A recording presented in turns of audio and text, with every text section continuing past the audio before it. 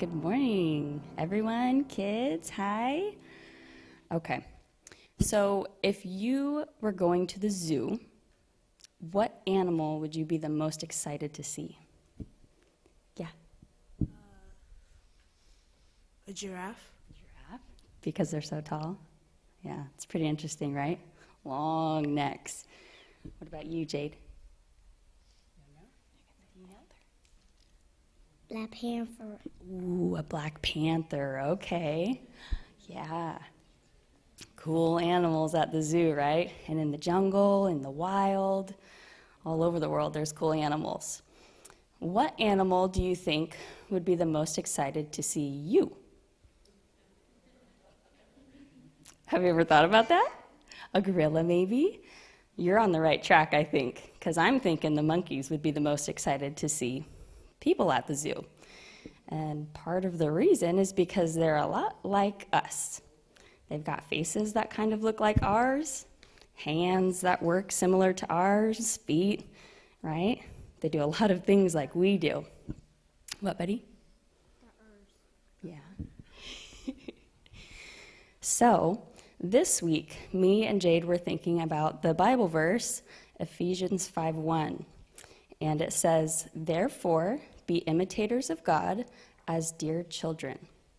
So monkeys are really good at imitating.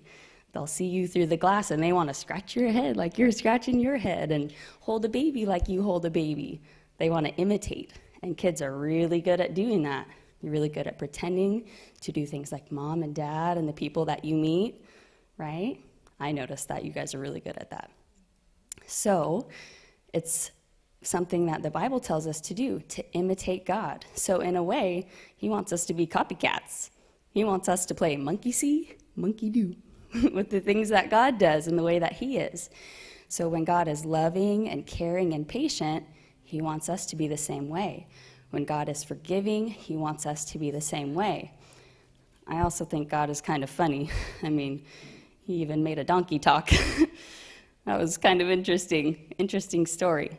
So in here, your little coloring booklet today, you can learn about some of the ways God is, and you can try to imitate them. Okay? Monkey see, monkey do.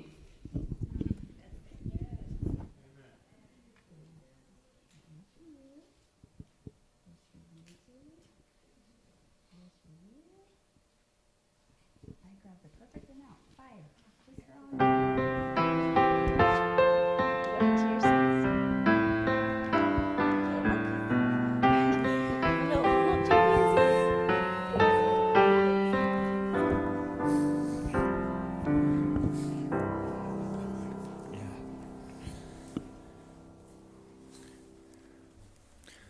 Our call to worship this morning is found in the book of Psalms, chapter 102, verses 1 and 2. And I'll be reading from the New International Version, Psalms 102, verses 1 and 2. Hear my prayer, O Lord. Let my cry for help come to you. Do not hide your face from me when I am in distress. Turn your ear to me. When I call, answer me quickly. May the Lord add his blessing to the reading of his word. And at this time, we'd like to turn the pulpit over to Brother Ray Renk.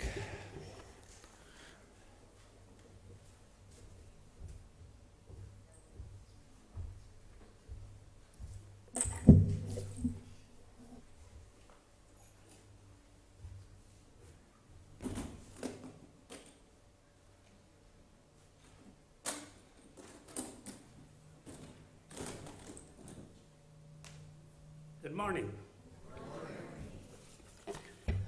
Good to see your faces all smiling. Reminds me of my garden and all the flowers in there.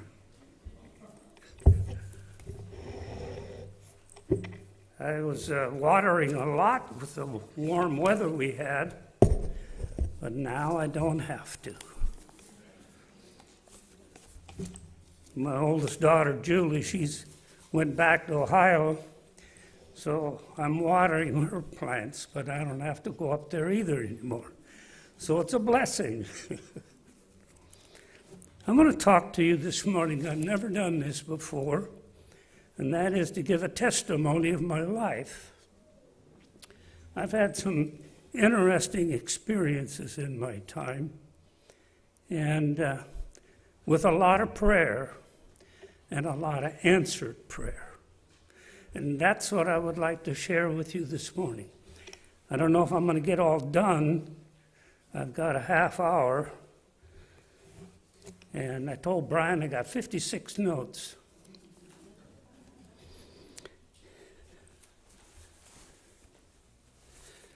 Brian read the first one. And another verse in the Bible that meant a lot to me in my time was found in John 16. And it says, "And in that day you will ask me nothing. Verily, verily, I say unto you, whatever you ask in my Father's name, ask, and it will be given unto you." This little verse, when I was so sick, I would clutch it during the night like a rag doll, and I would hang on to it, and I would claim those promises. The ABCs of Prayer by Elder Kuhn, he wrote a book about that. Ask, believe, and claim. And the Lord brought me through some amazing times. I was born to the mother and, I was born to a mother and a father that were the sons and daughters of immigrants from Germany. They came in 1905 as Lutherans, and they read themselves into being Seventh-day Lutherans, and we then became Seventh-day Adventists after that. That was right at 36, 35, right in that era. So I've been raised a Seventh-day Adventist all my life. Went to public school for 5 years. From there I went to the new Sky Valley Academy at that time in Monroe.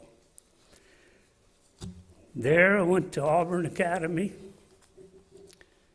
I couldn't go anymore. The folks said they couldn't pay the bill, so they pulled me out. I wanted to go to school, so I took a GED test. I passed it, and I went to college in Lincoln, Nebraska. And that didn't work out. But I'm getting a little ahead of my story here, so anyway, my cousin one day came up to see me and he said, "I need you." And I said, "Okay." I'm a little frustrated here. I'm getting things not correctly here. I want to start with when I was in my first grades in school. It started, I couldn't talk English, so I went to school and I had to do the first grade 2 years in a row to learn how to talk English.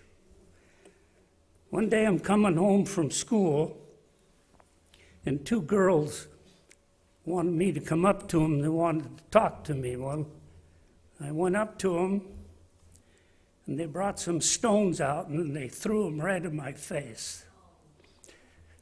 So I go home, and I got this bloody mess all over me. So Mom and Dad went down and talked to the principal, and his name was Swaska. He was German, too. We lived in a German settlement. We were in a war, though, at that time. I can still hear Hitler hollering and screaming in the microphone. But, you know, when parents and the children listen, you got to be careful. And I made it a point always to uphold my teachers, the teachers that taught our children, whatever they were. And but it wasn't always so, and that's the reason those girls stoned me. But I really didn't bother. I didn't hold it against them. I picked berries with them later when I was older. From there, went to 5th grade, I went to the Sky Valley School. From there, I went to Auburn Academy. From there, decided I wanted to go to school. I wanted to be a school teacher. And so we left and went back there. But I want to tell you how I met my wife. My cousin came to me and said, Ray, says, I'm stationed at Walter Reed Hospital back in D.C., and I want you to help drive my car back. I got to get back fast. I said, sure. So I did. I helped him drive the car. We drove nonstop, night and day. He slept, I drove. I slept, he drove. And so we got back there in a real quick time. But as we were going through this prairie country where I was born, I heard my folks talk about the grasshoppers that would come just by clouds and would eat the grain and things. And Grandpa Bonmiller, he would kneel down and pray and ask the Lord, please save my crops. And those grasshoppers flew right over the top of his area and landed in the next door neighbors. Well, as I was driving back there, I drove through a big old mess of grasshoppers like that. And they were on the road, you couldn't see the road. I stepped on the brakes and it was like I was on ice. It was amazing to see so many grasshoppers. And so anyway, we got back, and before this, when I came home from school one day, I was about 12 years old, and I walked into the kitchen where Mother was ironing clothes, and she had to listen to the radio, and there were some ladies talking there, and I just stopped in my tracks, and I said, they must be angels talking. And so I listened, then pretty soon the man said they were Southern belles. And I said, now I know. Well, anyway, I said, I'm going to marry me one like that one day. Well, Melvin introduced me to a girl, and when I heard her talk, I said, she's it. I proposed to her on our first sight and date. She said yes. This month, the 16th, will be 66 years.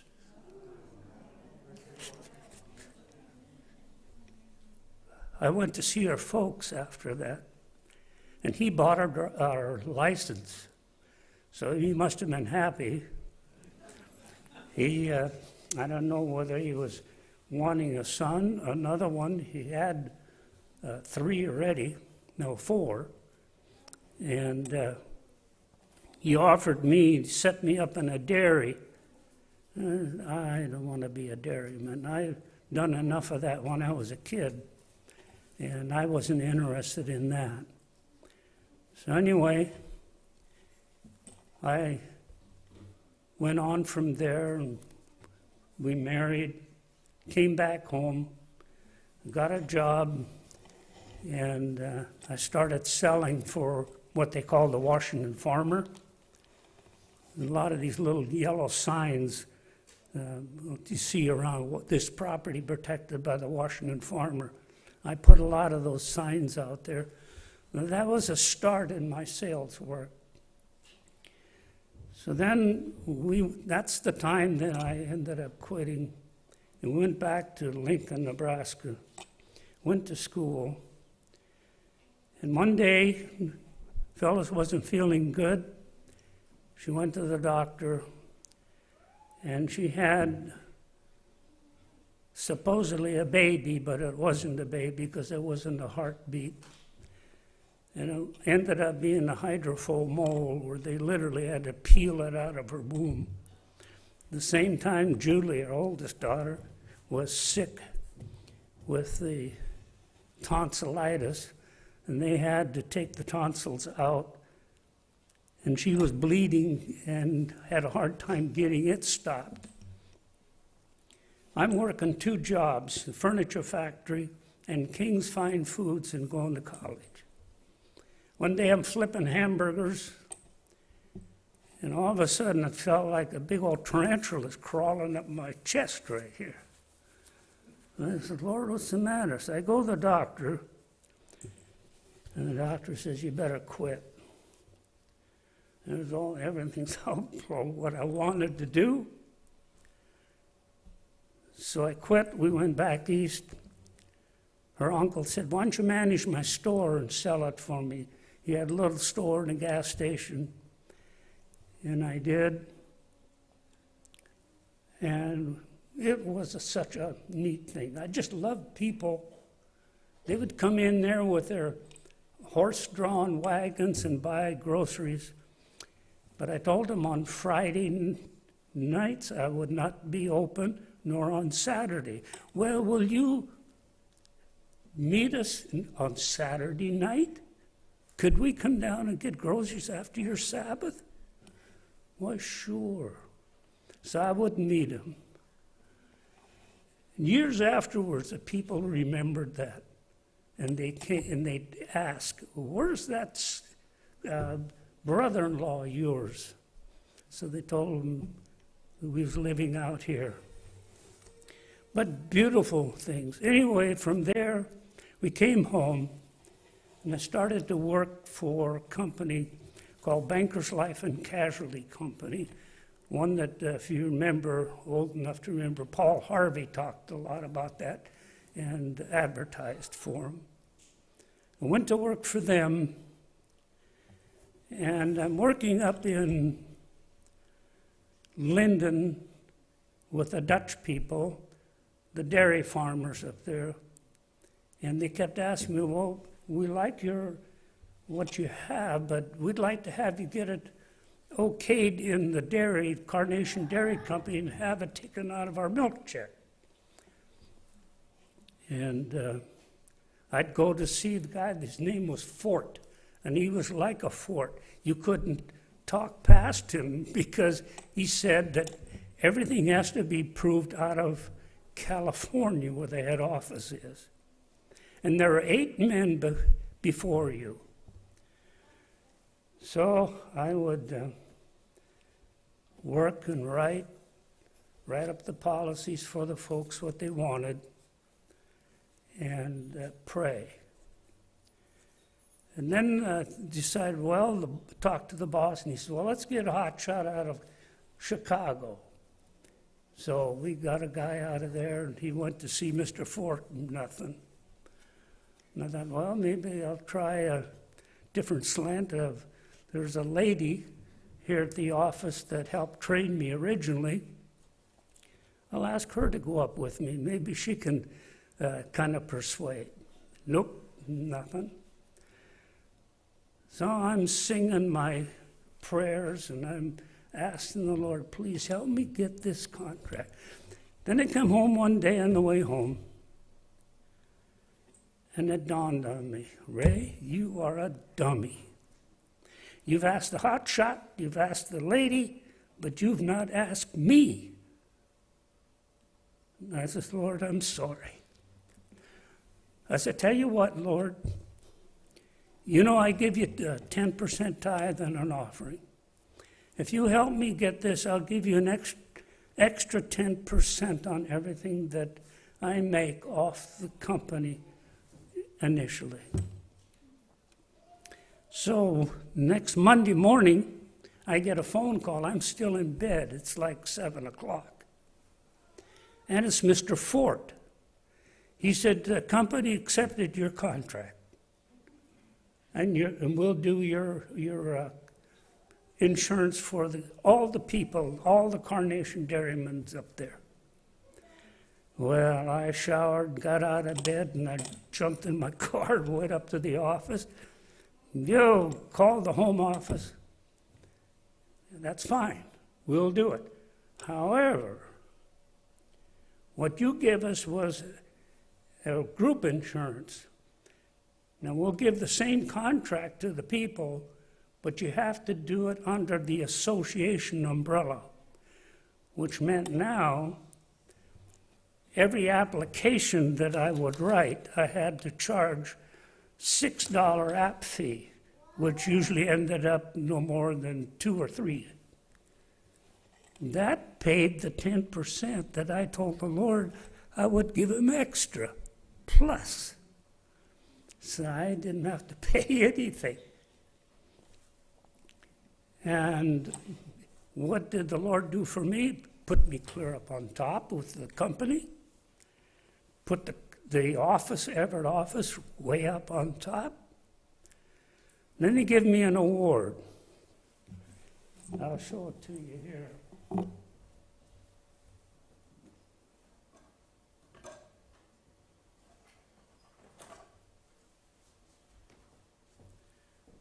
This award they gave me because I had gotten Carnation Dairy Company.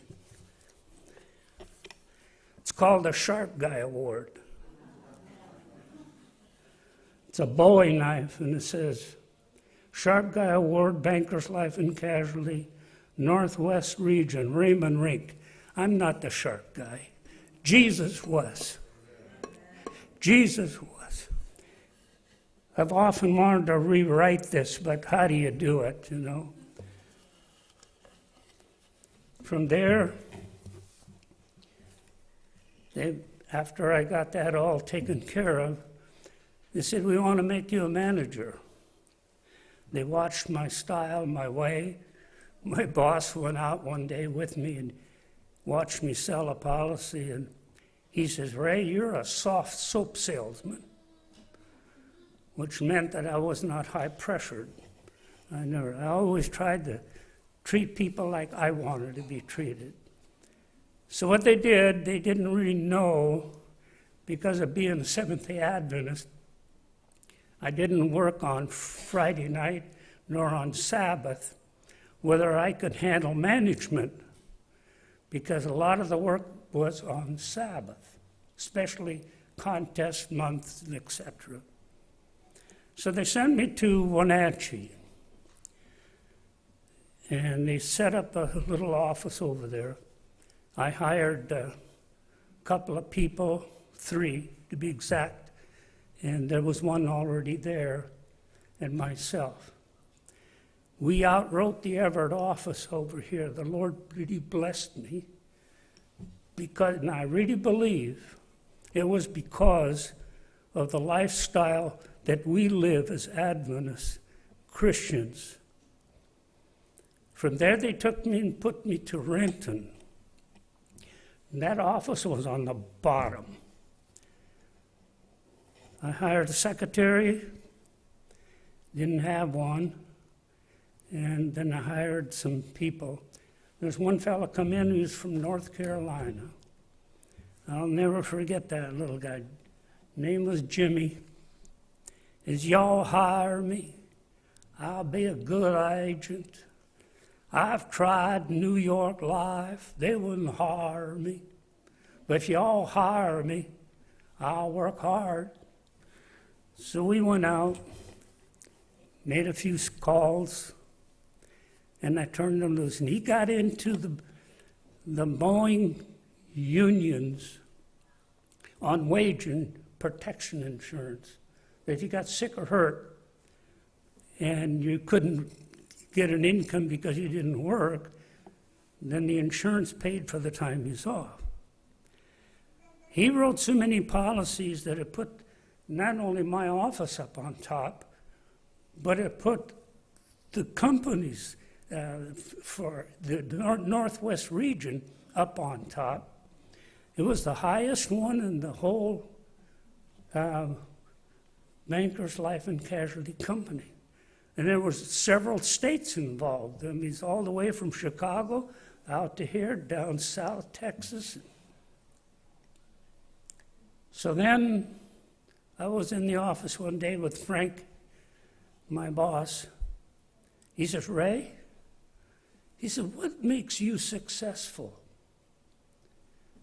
I said, Jesus, right in my heart. He's what helps me. He said, well, if you got Jesus in your heart, you stay right here with me.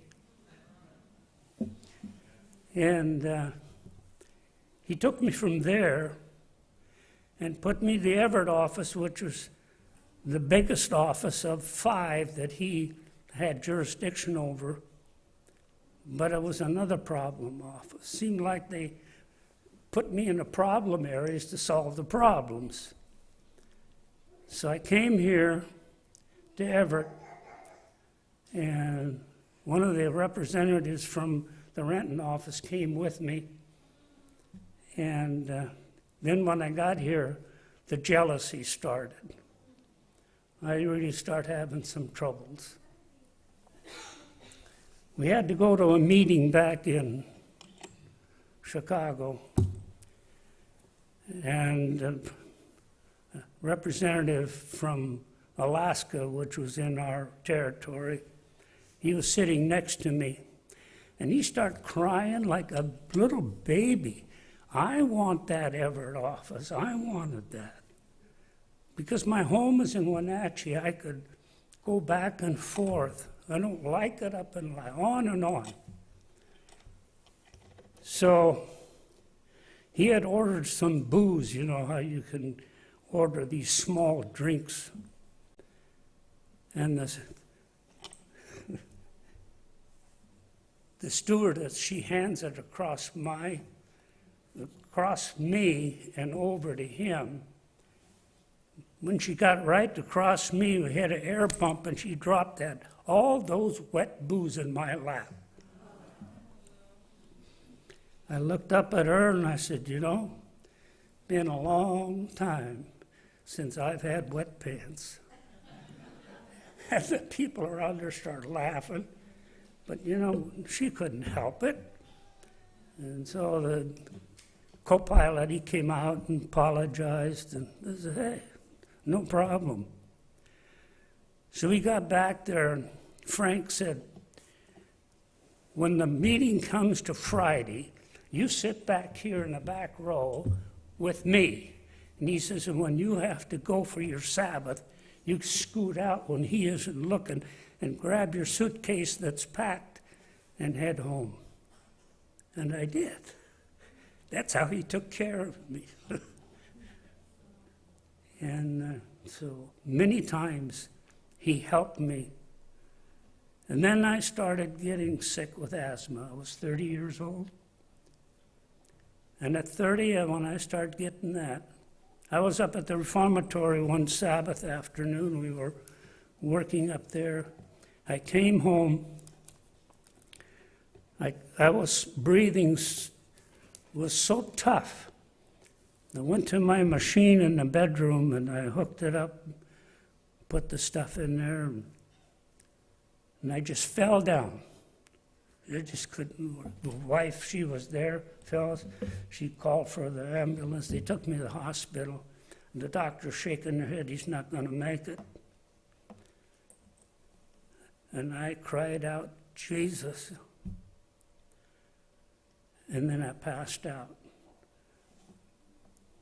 When they called another doctor from a family friend, he came, Dr. Zeitz. He put me on prednisone, and from then on I was on prednisone for like 30 years. I was like 200 pounds and like a blimp that you blew up. I mean, it was awful, but it saved my life. And so I remembered back in the days when answered prayer was so important to me. I remember one day when I was 12 years old, I wanted to drive a Diamond D truck. It was a red one, lots of chrome.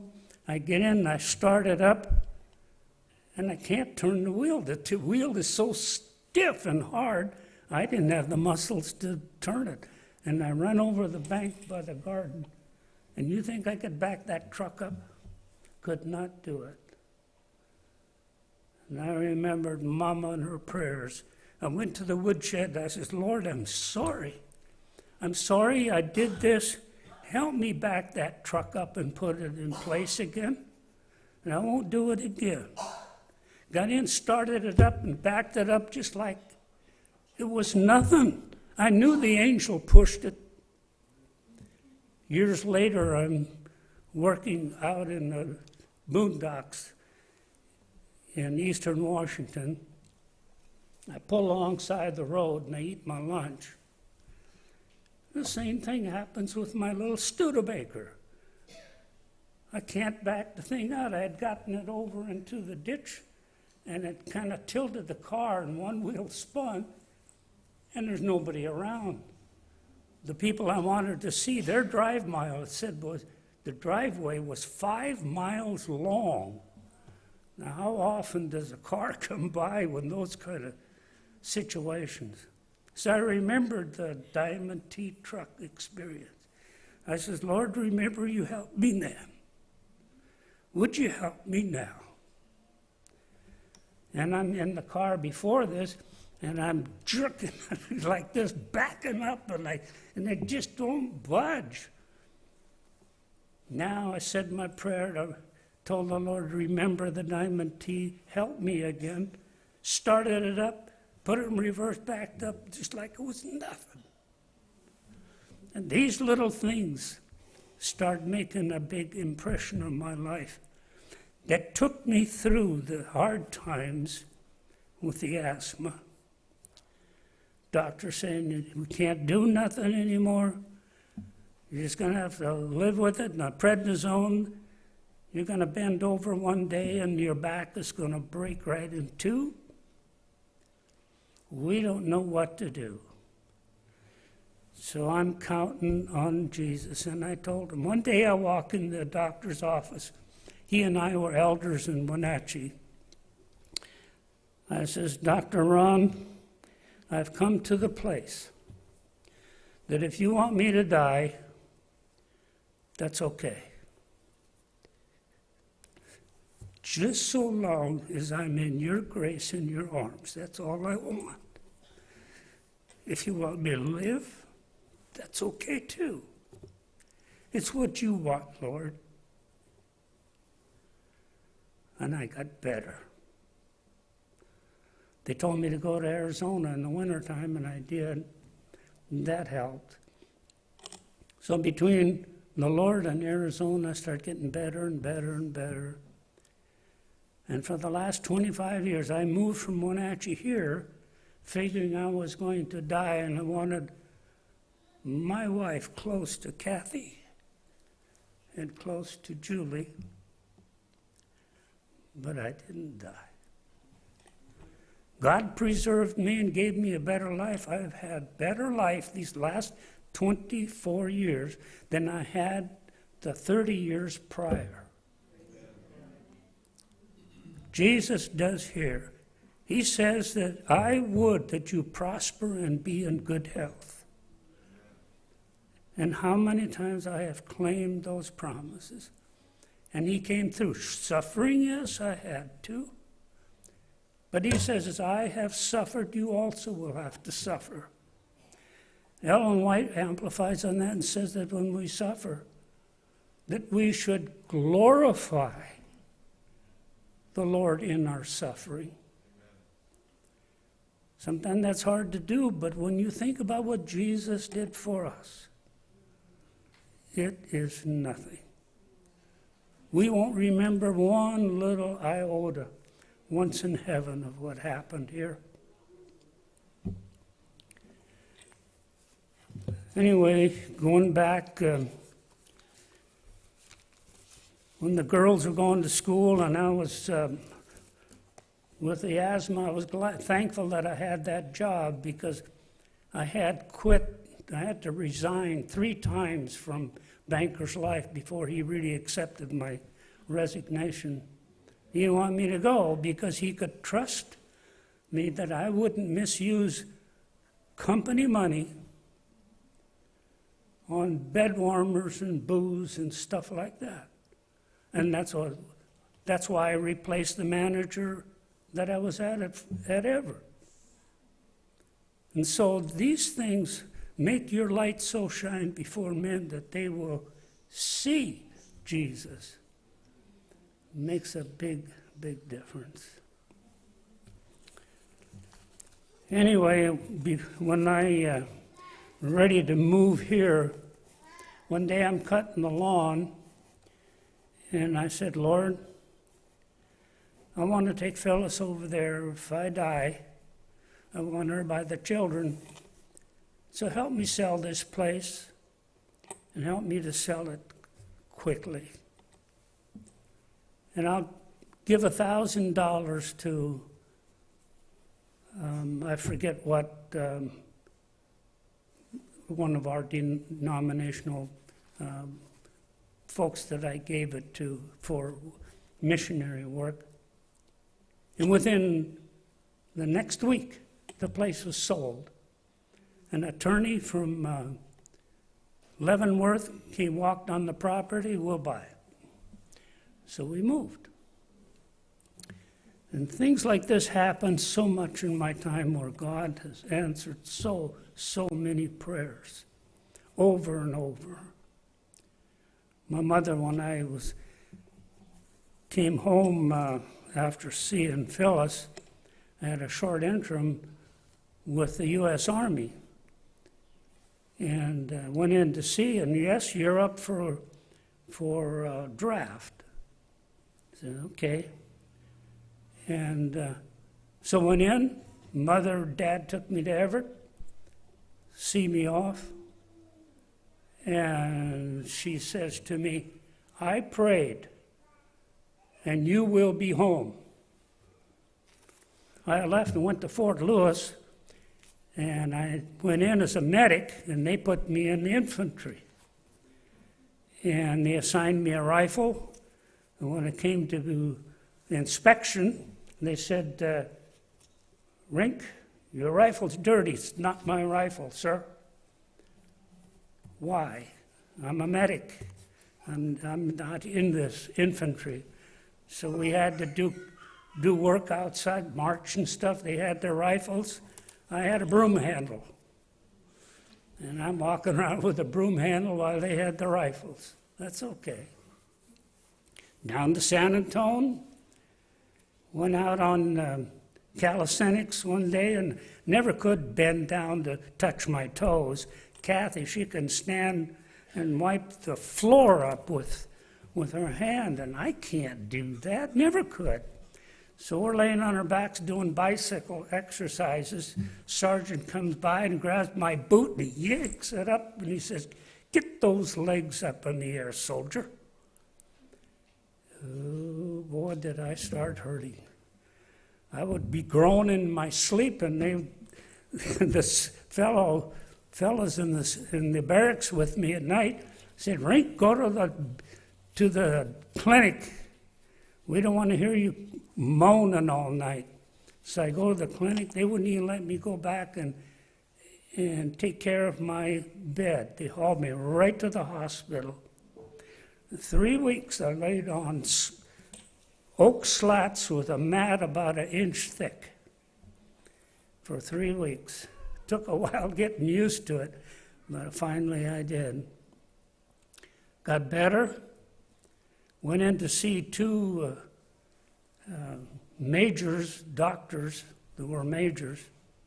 Said, we're sending you home, Renk. And I said, but I want to finish my hitch. Nope, we're sending you home.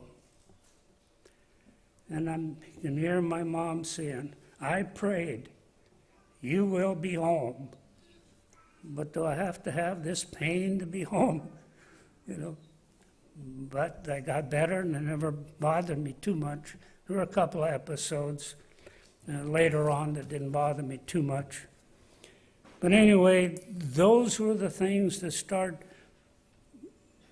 putting in perspective that shaped my life for prayer. Before we got married, Phyllis took me up to a mountain, an overlooked mountain in West Virginia there. And we sat there and we talked about marriage and we talked about what we would try to do. And we decided that we would let, like on your bulletin here, we would let Jesus turn and steer our ship in life's ocean. And that's the reason it will be 66 years. I really believe it this month. She tells me to this day that she loves me, and of course I tell her too. But people say, well, that can't happen. Well, I'll often put it like Esau. Abraham sent Eliezer back to get a wife for Esau. Isaac, I'll get it right yet. And Eliezer prayed, and Rebekah said yes. He took her back, and here comes Isaac walking on the land. She says, who's that? She says, that's my master's son. She puts on her veil, jumps off the camel, and runs in to him. They go into his mother's tent, and they're married. Never saw each other. So I don't feel too bad not knowing, courting Phyllis before I was married. I courted her for 66 years. So anyway, a lot of prayer, sometimes, you worry, and I try not to, and I just give it to the Lord. Let Him take care of it. Not too long ago, I go to the doctor. I've got some pelvic pain that's just like needles just in my pelvic bone. So I go to him, and he says, I have bone cancer. And so he set me up for an MRI. And I come outside the clinic, and I'm standing on the sidewalk. I said, Lord, what am I going to tell Phyllis? How am I going to tell her that? But Lord, you have healed the lepers. You've healed the blind. You've made the dead to walk again. You can take this from me too. So I go to the Everett Clinic in Everett, do the MRI, come back. Dr. Andrews, I love him to this day. Good doctor.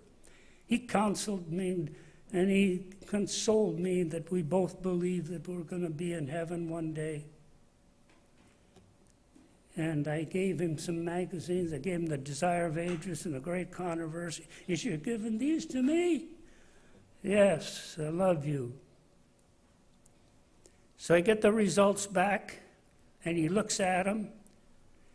He says, I can't believe this. This is a miracle. I am never wrong. This is a miracle. I am never wrong. This is a miracle. I'm never wrong. 3 times he said that. I've never had the pain since. God is so, so good.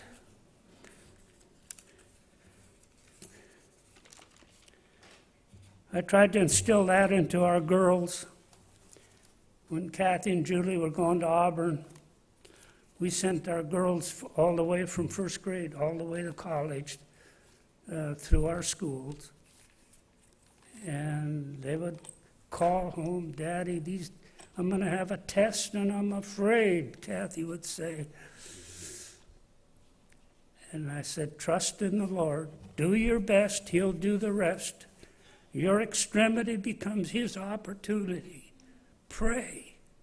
She passed. She graduated cum laude, so what can you say? It's all honor, glory to God. And that filled her down when they had problems. They'd call Dad, pray. Pray for this, pray for that. And then their daughters. Today, they have gotten through. Janelle just helped her husband graduate from Loma Linda last week.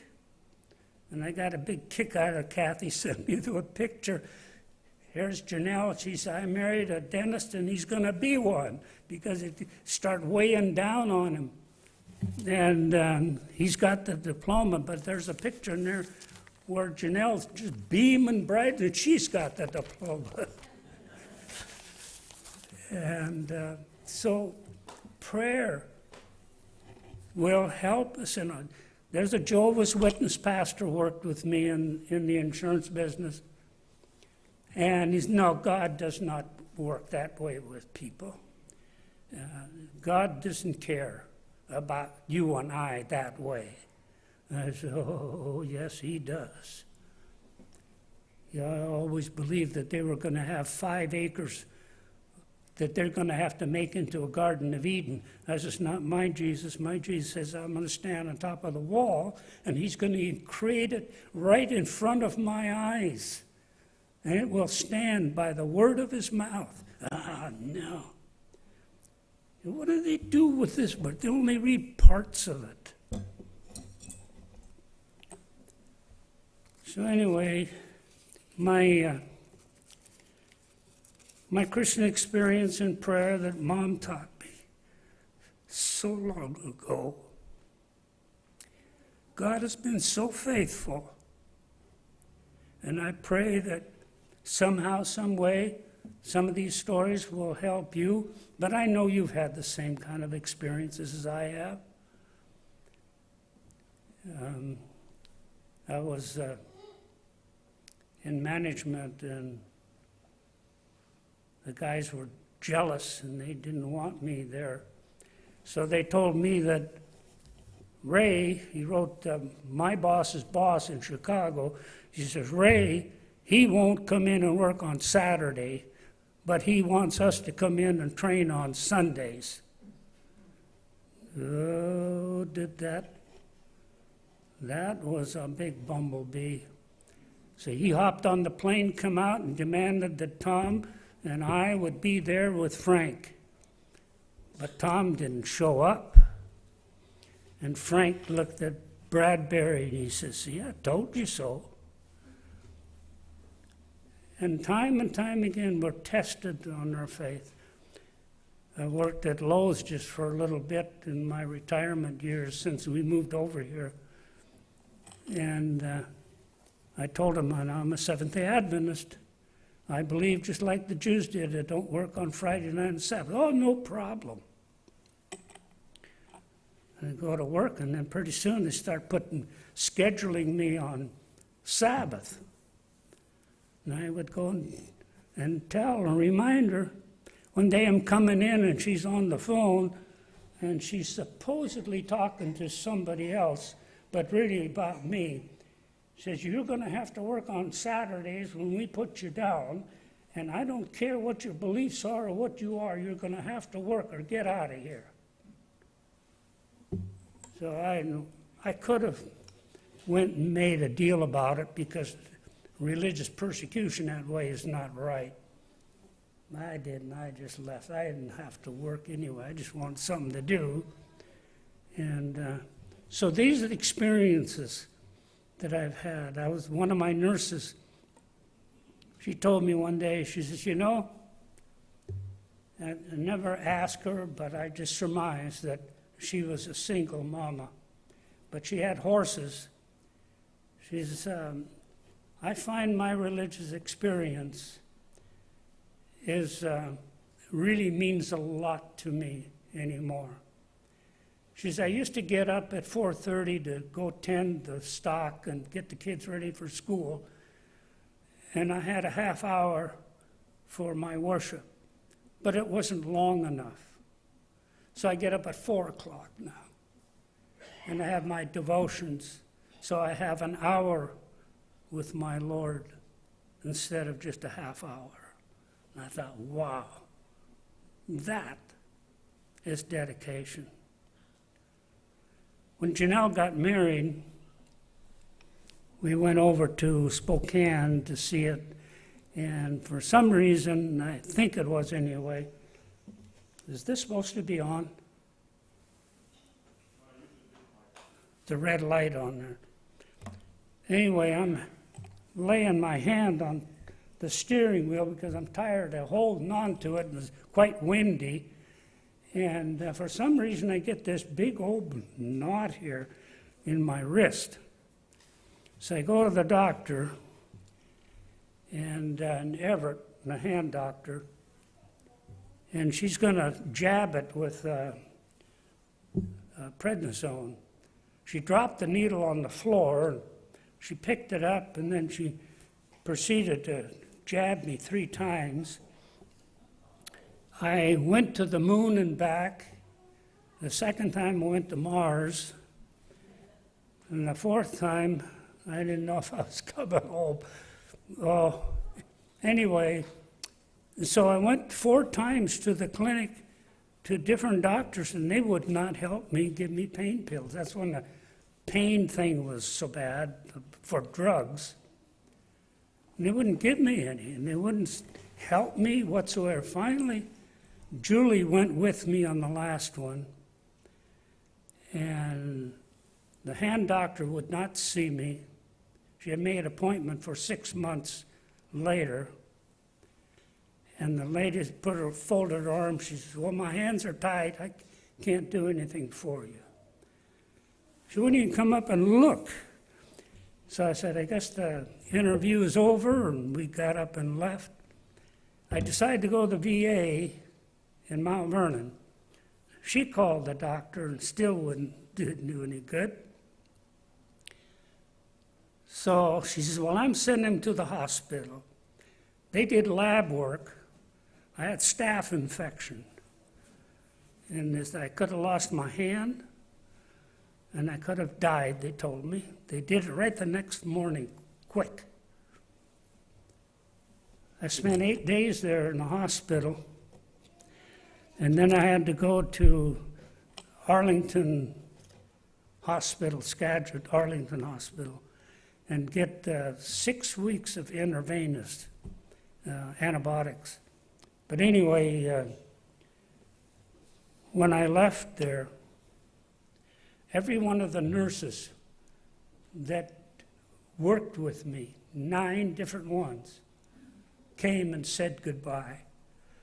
I was so humbled to see them come there and see me off. What did I do? Nothing that I know of.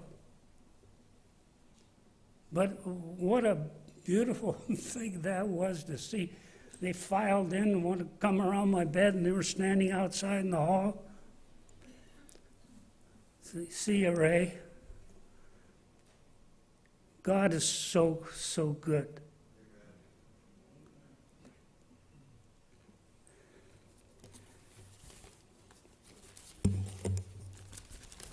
There's a little song that I remembered growing up. My mom used to sing in German. Ich liebe dich, mein Heiland. And that come to my mind here, been a few months back now. And I sang it to my wife, and now she makes me sing it every night before we go to bed. Before we retire. So I sit on the bed. Ich liebe dich, mein Heiland, mein Heiland, mein Heiland. Ich liebe dich, mein Heiland. Getan so viel für mich. Ich liebe dich, mein Heiland. Getan so viel für mich. I love you, my Savior, my Savior, my Savior. I love you, my Savior, you have done so much for me. Just a few words, but so beautiful. It's meant a lot to me and Phyllis going through her trials right now, leaning on the everlasting arms. And we do. By God's grace, I hope you do. And Lord bless you all for listening. Been some interesting times, I thought, in my time when you stick up for Jesus.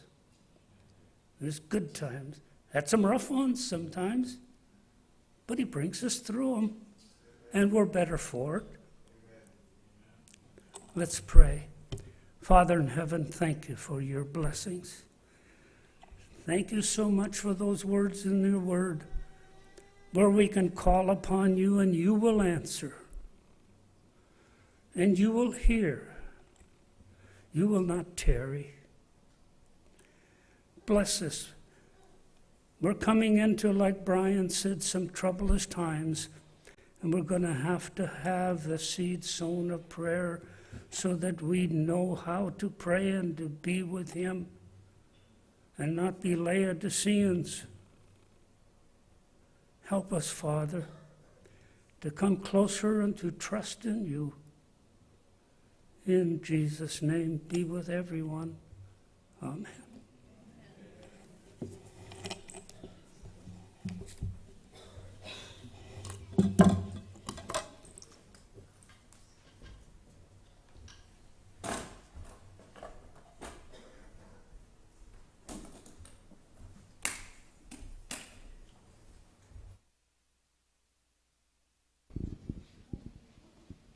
Thank you, Ray. A beautiful story.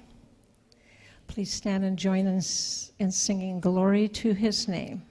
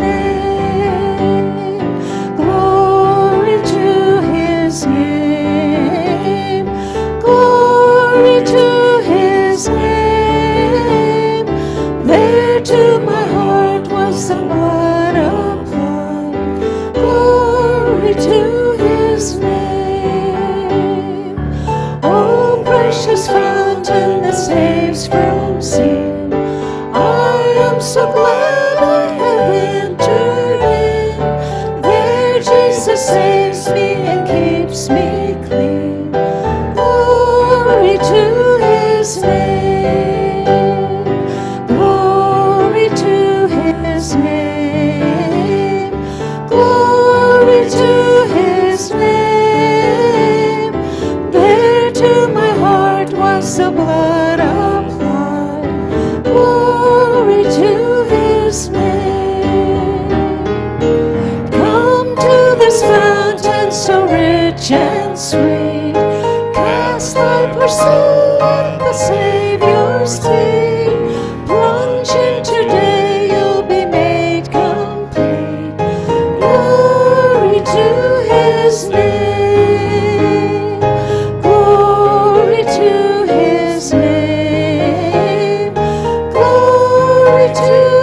his name.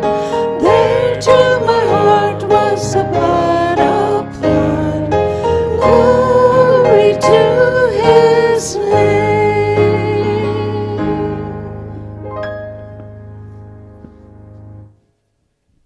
Thank you. You may be seated.